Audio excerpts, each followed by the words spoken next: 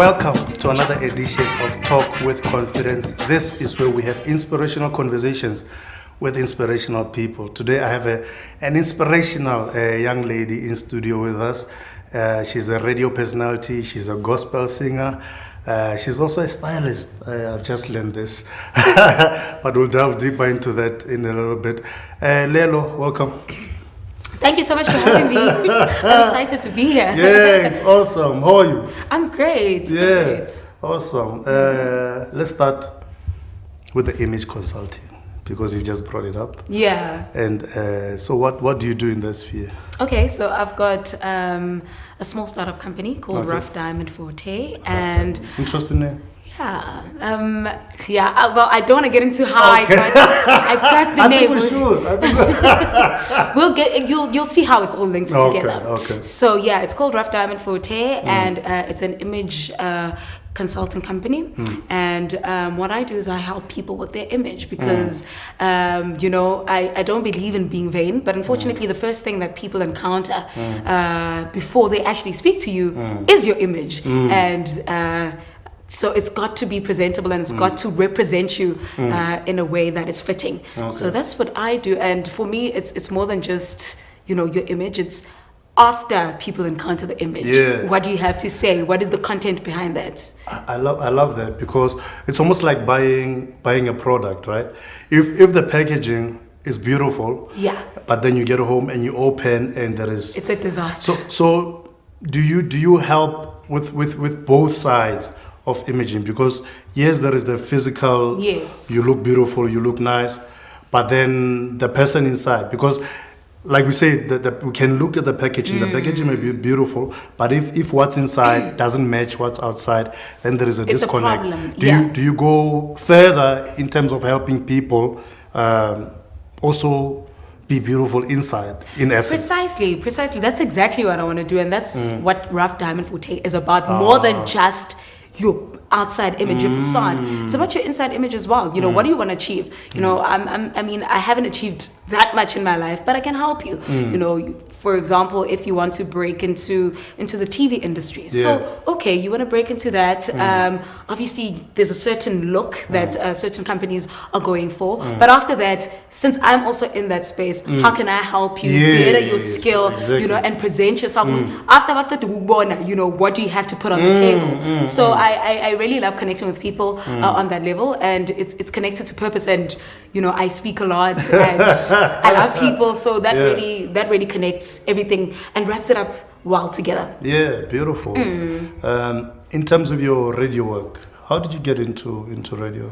So the radio story is, it was a coincidence actually. Okay. It's always so funny how a lot of things in my life come together. were a coincidence. I don't believe in coincidence, but obviously from my perspective, I think, it's just a coincidence. And it's been a lot of factors in play, and God finally bringing me to a certain point. Beautiful. So there was an audition that was posted up by Ubuibilo Mabe on Facebook. I think she's Miss Second Princess of Miss South Africa. She's from Alex, Yes, a friend of mine. So she posted it up that Alex FM was looking for some radio personalities. And in fact, my Saturday was very busy that day, but I decided, let me go and, just try it out. I was still busy with school as well. I was at UJ. Okay. I went, I auditioned. It was for a feature called Future Leaders. On the afternoon drive, it was 1 hour, once a week, feature on the show. So I got into that and I did that for about a month. And then the producer of the drive time then approached me and said, look, we don't have a co-host on the drive time and I think you're absolutely awesome. So can you, would you be interested in co-hosting the drive time? And I was interested. I was like, yes, I definitely love to. So then I was on the drive time for a couple of months and then I moved to the morning drive with Sia. So that's where I am right now, and it's been a great experience. Was radio part of the plan? Radio in itself was not part of the plan, but media was part of the plan. So I wasn't 100% sure what path exactly I would take. Obviously I've always been interested in television, but radio is just a sub part of communication. Yes. So I hadn't really thought that deep. Like I said, I was still at UJ, still studying. So I hadn't thought that far. But I knew that I definitely want to be in the media space. So I was excited to be there and just to share information. That platform where you get to inspire other people and you get to share information that will help them empower themselves and become better people was really exciting for me. So I love it. And it's new every day. Yeah, it's fresh every day. Exactly. It's spontaneous. Exactly. And you've touched on something that I want us to dig into. Purpose, empowerment, upliftment. I listen to the show. Oh, you do? And a lot of times the content that you project, you can hear that, okay, this is content with purpose. And you can hear this is meant to do something. What do you want your content? I mean, you're a content producer. People, hundreds of thousands of people listen to you. How do you shape your content? It's like a chef. Every day, how do you prepare the meal, and what is the meal, and what do you want people to get out of that meal? I've realized, because I've also been at a place in my life where I was just hopeless. Sometimes you make such bad decisions that affect the people in your life and that affect you as well, and it costs you so much, and then you fall into just a dip where you're so depressed and you feel so hopeless and you feel like you can't get yourself out of that rut, and you feel stuck. Then you blame yourself and you start to resent yourself.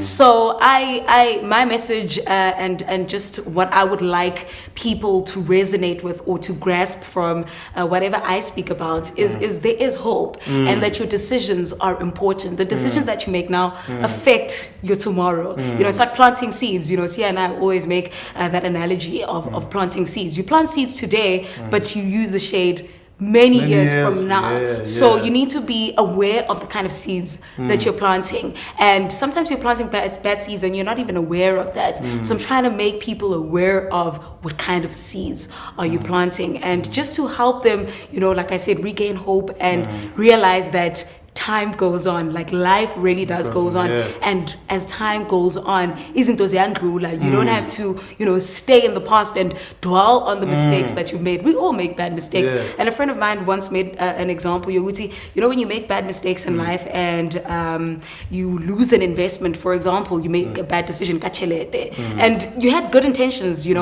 and you lose that money. He says that you're paying school fees. That's life making you the university of life. Exactly, the university of life is making you pay school fees. So you've gotten a lesson. You might have lost something, but you've gained experience. So you've gained something very substantial. I love that metaphor because, I mean, with the school system, you have to pay you have to pay school fees in order to get your qualification. And do you believe some of the things that, the bad mistakes that you've made have in some way helped you or qualified you to be able to teach people about certain things that maybe without having made those mistakes you wouldn't have been able to?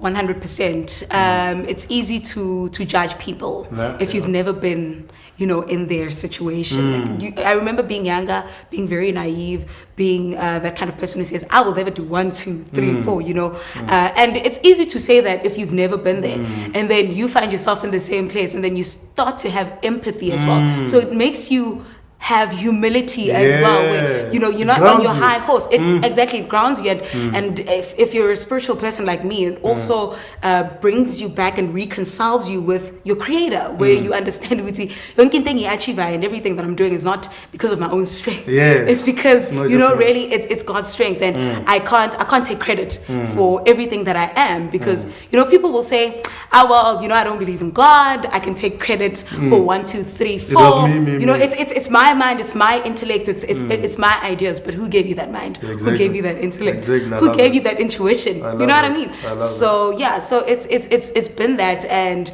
I wouldn't be who I am right now if I hadn't gone through everything that I've gone through. So I mean, sometimes you sit and you're like, if I hadn't done that, I'd be this far, but I wouldn't know this much. What I know now. So I'm just like, I've made peace with it. It's just like I said, you've paid something. you've gained something. So I'm very happy where I am. Awesome. And I mean, the platforms that you have, you get to interact with a lot of young ladies. Yes. And I personally believe we need more women role models, because we live in a somewhat patriarchal society, and something that I know you've chatted about. Yeah, that's why you You're trying to get me in trouble. I can see you. So can you chat a little bit about that in terms of women empowerment, to use the phrase, and just that space, what do you want to achieve there, what do you believe needs to happen in that space? I feel very strongly, as you know, about women empowerment, and I believe women are so special, and they have a special role to play in society. And well, growing up, I've noticed that, women have always been treated like nothing.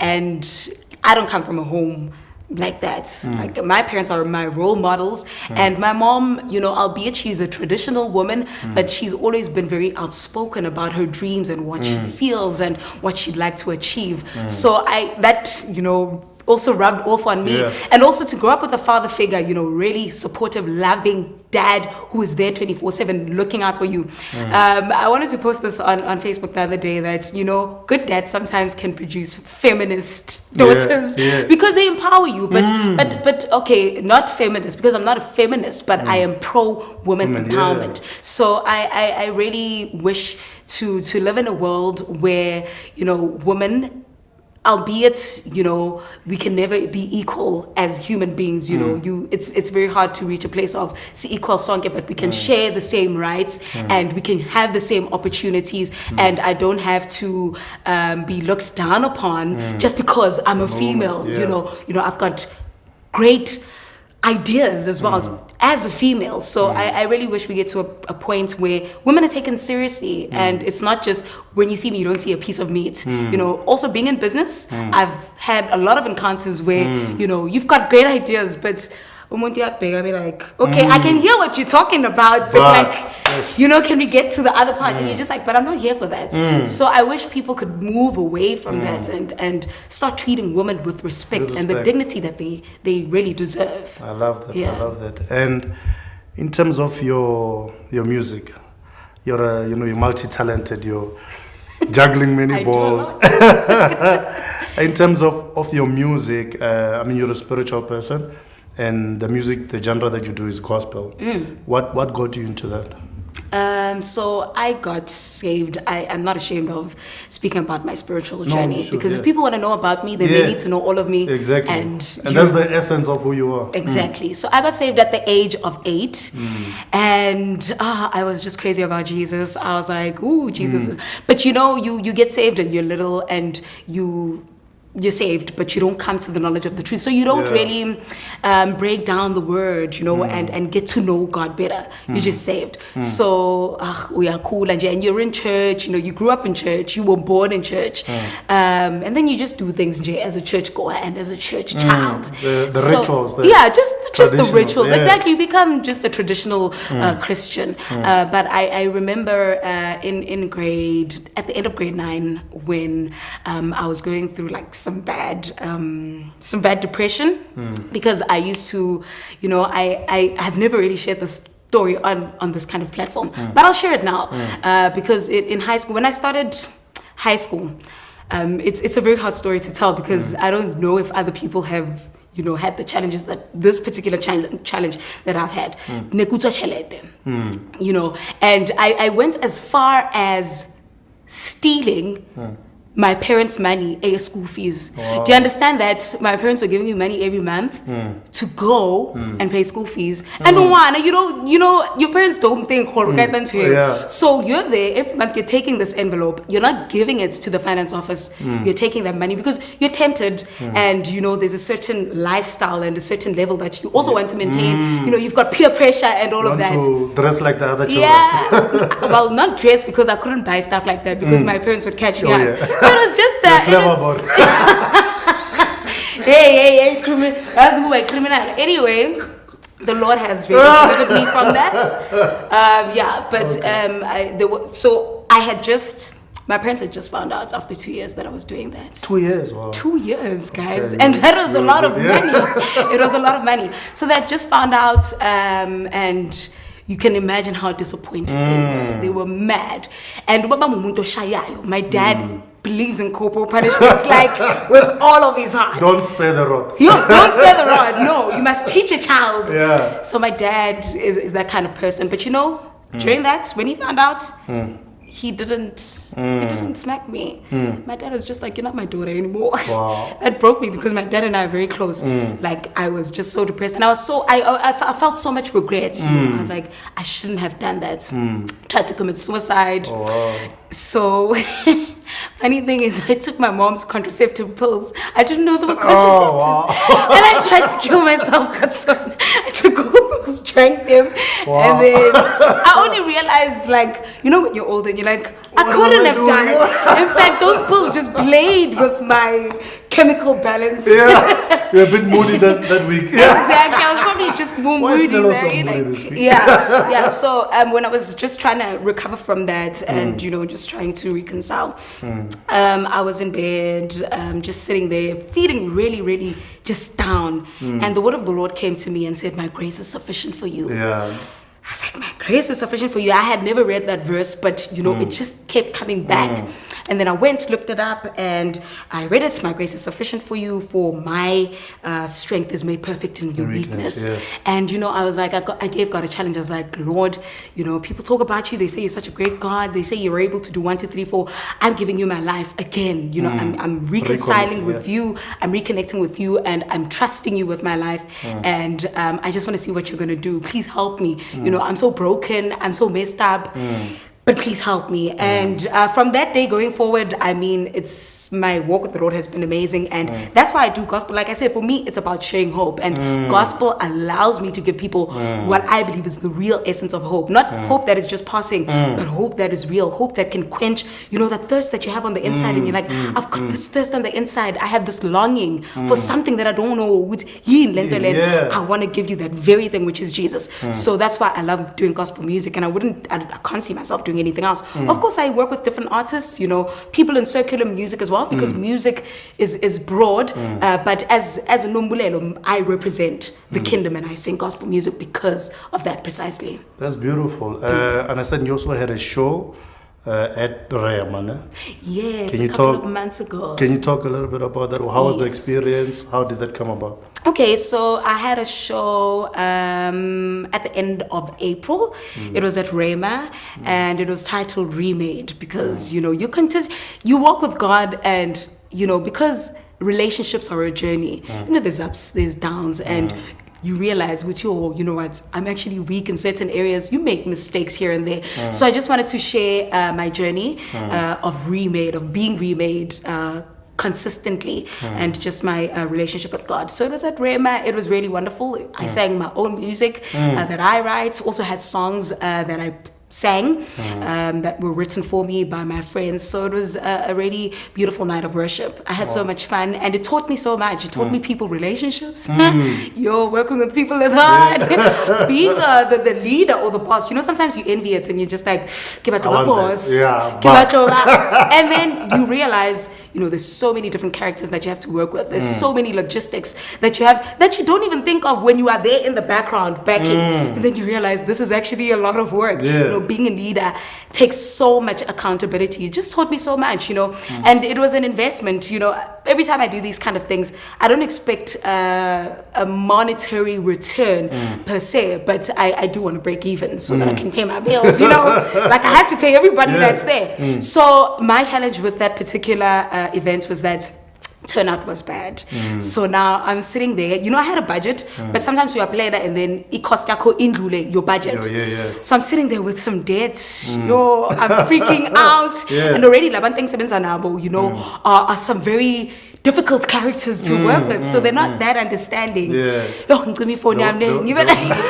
They won't write it off. No. And it's not about writing it off. Yeah. For me, it's just about, it's about communicating. If I can communicate and say, on a particular day, this is what I intend to do, then for me, I think that's fair enough. So, but, they were not that understanding. So, the calls kept coming in like this. And I was just, I switched off my phone, pretended as if it's Nyakile. I was just sad. And because I also understand the situation that they're in. I also back other artists. And I don't want stories when it's time to pay. I want you to pay me when you say you're going to pay me. So I understood and I felt bad. I felt so terrible. I was like, what am I going to do? So anyway, during that week when my phone was off, I'm sitting there. Because I believe that God will entrust me with multi-corporal, sanctions. And I'm going to do well in life. Yes, levels. So I'm sitting there and I'm like, Lelo, if uhlulwa ukudila ngesituation engaka, this is just a couple of thousands. How are you going to handle, the millions that are coming? How can God entrust you with that? You need to learn now how to deal with different characters, how, to communicate with people and make them understand. So I like that. It got fixed. It got fixed. I worked around it. I made a plan. and for I me, paid them. That's important. Yes. Being faithful, because also if you're in that industry, there's a particular expectation or maybe we've worked with musicians in other industries and they did this. How gospel star? How can you understand the integrity that comes with singing gospel music? And you've touched on something that you touched on. 2 or 3 sentences ago, you said what are school fees, and do you believe that situation is also school fees in a way, or how do you tackle things like this? Because but the amount of money you get paid depends on the level of problems that you're able to solve. The bigger the problems you can solve, the more money you can comes to you. And so maybe it was a test for you. This is the thing. Yes, you've seen your destiny. To the level, what levels God is going to take you to. But are you able to go through grade 5 before we take you to university? 100%. 100%. Yeah, you learn, because also the other thing, so you see, wow, I just lost. But like I said, for me, I've gained experience, and I'm not afraid of paying that school fees. In all honesty, because I believe I'm resilient and I can always bounce back. Exactly. You remind me of a story I read here, Tyler Perry. So Tyler Perry, years ago, when before he was known, before he was before he became Tyler Perry. Funny how he wasn't Tyler Perry before. He was Tyler Perry, so there was a different Tyler Perry to the Tyler Perry. So when he was first Tyler Perry, he took all of his savings. I think it was about 12,000 US, and he booked his first show. He knew that he wanted to go into entertainment, he wanted to go into movies, he wanted to be big. So he had the vision, but he was in a place of starting. He had the seed, he didn't have the forest yet. And he booked a theater, and he spent all of his savings on that, and 12 people showed up. So he didn't even break even. He was in a similar situation. Yeah, basically. But for years, I think for about 5-6 years, he ran the same show. He just tweaked it, refined it. And going from there, where he couldn't even break even on a show, today is worth about, I think the last figures was 700 million US. So I think it says a lot to bounce back from that first defeat, because you learn along the way and you will finally get to a place where people know Lelo. Oh, that's Lelo, So that's what I got from that story, and it's a beautiful story. Where do you want to go in terms of your gospel career, your business, and even your radio work? So recently I stumbled upon a note I wrote in 2012. iPhones are clever, most. You use one device, but it'll connect you to the cloud. So you stumble upon it and, you forget about the things that you write sometimes. So I'm reading through this, and it was a diary entry where I was just speaking to myself and speaking to God, and I was just like, Lord, I just really want to have my own media house. Eventually, that's what I want to do. I want to be a name that will be reckoned with in the media industry. So that's exactly where I'm headed in my career. I'd love to move to a bigger station. I'm at Alex FM, and it's been a great platform to work at and make mistakes, because ufunda khona vele, ufunda lokuhamba. That's how it is. Ufunda lokuhamba. So it's been an incredible platform, especially because it's a community radio station, and you get to deal with real on the ground issues. Exactly. So I'd like to, in the near future, move to another bigger commercial radio station, to see another side of it, because you've got to learn the business in it, before you step out on your own, so that you know what you're dealing with, and you just know the dynamics of the business. And then in terms of my musical career, I'd like to record next year. My heart is so set on recording. I feel like this is the season to do it. I want to catch the wave, and I believe there's a revival that is upon us, and I want God to use my voice and to use my gifting for that. So next year I'm planning to record and still raising funds. Guys, if you want to sow into my ministry, you can do it. You're welcome. I'll give you the banking details at the end. I'm not kidding, but I'm kidding. No, the platform is there. Yes. So I'd like to do that. Very soon. And then in terms of my company, it's growing slowly but surely. And it isn't those kula kancane. Sometimes you shouldn't rush success. You need to let it simmer and let it slow cook and enjoy the journey. There's a book that I really love that I'm reviewing right now. It's called Outliers. I don't know if you know it. I know the title. Beautiful book. Beautiful book. One of the things that stood out and jumped out at me from the book was the 10,000 hour rule. So there was a study that was done on violinists, and to just see the different standards, with how good are these ones and why are they different from other violinists. So they then discovered that violinists that were good enough to be teachers had put in 4,000 hours of practice.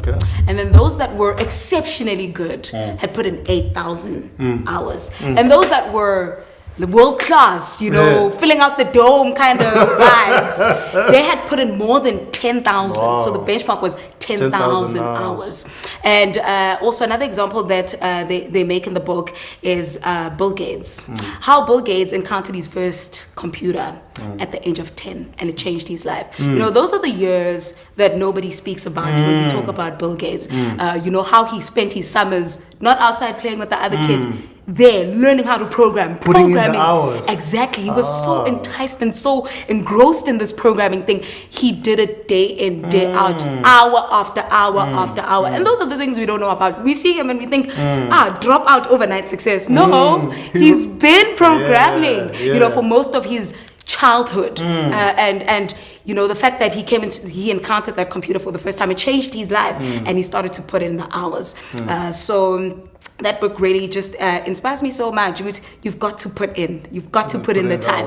And mababegele 10,000 hours, if we would want to cover it in a year, that's 27 hours a day. So that's all impossible. It's impossible, for you to master a craft and do something for 27 hours a day for a year. Translated to 5 years, it's about 7 hours a day. Still, it's a lot, because there's a lot of other things that are happening during the day. Over a span of 10 years, it's 2 to 3 hours. Something more manageable that shows you that success takes time. For you to master your craft and be exceptionally good at it, it takes time. So it's a process. So you see, 10 years, you're spending 2 to 3 hours a day putting in that work. After 10 years, you start to see things. And sometimes, when you start hitting the ground, when you hit the ground and you start running, you've got so much energy and things are coming together, things are happening. And then the progress or what you think would be your return starts to slow down. And then you're like, Mara, this thing is not working. It's working. You're still putting in the hours. It's a process, and there are ups and downs. It's not going to be platonic. So you need to understand that as well. So I really love that. And most people basala kwa on the dip. So you need to be persistent enough to get past the dip, because a lot of them stay there. So when you must be exceptional and so persistent that you pass that dip. So I just, like I said, with my business, I'm just taking it one step at a time, getting myself mentors, people that will teach me the business, people that will show me how to run the ropes, and how to do this thing, because obviously I don't know it. I need experience. So yeah, I'm willing to learn. This morning you were talking about midwives, and those are the people that are the mentors, the friends or family or close people, just people in your life that are helping you birth your dream, birth your success. Who are the midwives in your life? The midwives in my life, I've got a brother and friend. His name is Remade. Absolutely amazing guy. You know, I thank God for him all the time, because he believes in me more than I believe in myself. And you're just like, but you're exaggerating. I'm not that great. Like, I'm great, but I'm not that great. You know? So he's that kind of person. He just really encourages me so much. And he's not just my cheerleader. He criticizes me as well. Yeah, you need that. Yeah. You need somebody who's gonna like, no, if you continue with this habit, you are going to stifle your growth, and you're not going to get to where you want, and people, it's gonna overshadow all this greatness. So you have to work on that. I love you, man. I'm gonna tell you the truth. You have to. He confronts me. He's very confrontational, and sometimes it hurts. You're just like, oh, I thought you loved me, but love is honest, and love tames you, and love grooms you. So sometimes it discipline, and in fact discipline is pain. It should be pain, you know, for it to have an effect. So it's my parents, you know, I touched on that earlier on. My dad has always been, me and my dad, we are like the same WhatsApp group. He is such a lovely man. Like, you know, I'm so blessed to have him in my life, and like he believes in me so much. My dad, you know, when you're growing up in Alex, isn't my agency and all of that, and with the lack of information back then, you are not exposed to that. But my dad would be like, so what can I do? Exactly, what can I do? Beautiful. Let me find an agency for her. We are kuluma, you know, just to try and find information on how can we grow this thing. So he's really supported that. Even my singing career, other parents don't want their children to sing because they're like, that's not a viable career, you know.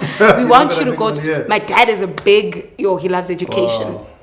So, you know, he encourages that, you know, study, invest in yourself while you chase your dreams as well, you know, because education also opens up your mind, you know. So my mom and my dad have been my biggest inspirers. So I think for now, those three people, of course, there's other people, you know, who are there, who are doing a lot of inspiring and a lot of taming and a lot of guiding in my life. But I think for now, those three have to be the highlights. Beautiful. You know, I liken mentors and people like your father in your life like pencil sharpeners.